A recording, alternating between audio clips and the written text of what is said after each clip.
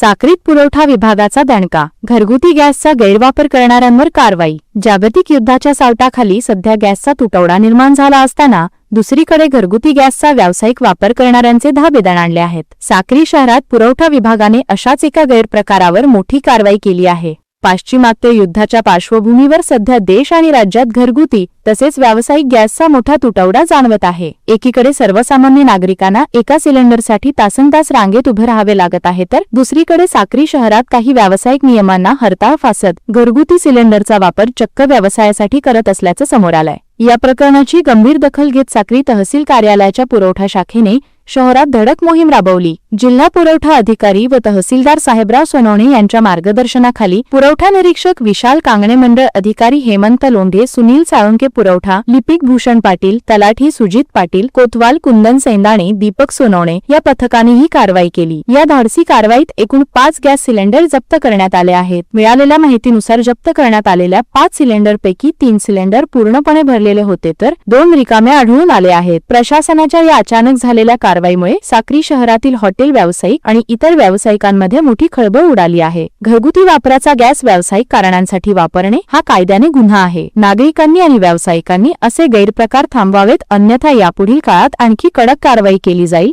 असा कडक इशारा प्रशासनाने दिला आहे। उद्योजन्य परिस्थितीमुळे साक्रीमधील हॉटेल्स, बार, छोटे चायनीज हॉटेल सर्व ठिकाणी भेटी देऊन तपासणी केली असता 4 हॉटेलमध्ये घरगुती सिलेंडरचा वापर करताना दिसले। सदर सिलेंडर जप्त करून घेण्यात आलेले आणि पुढील कारवाई करण्यात येते।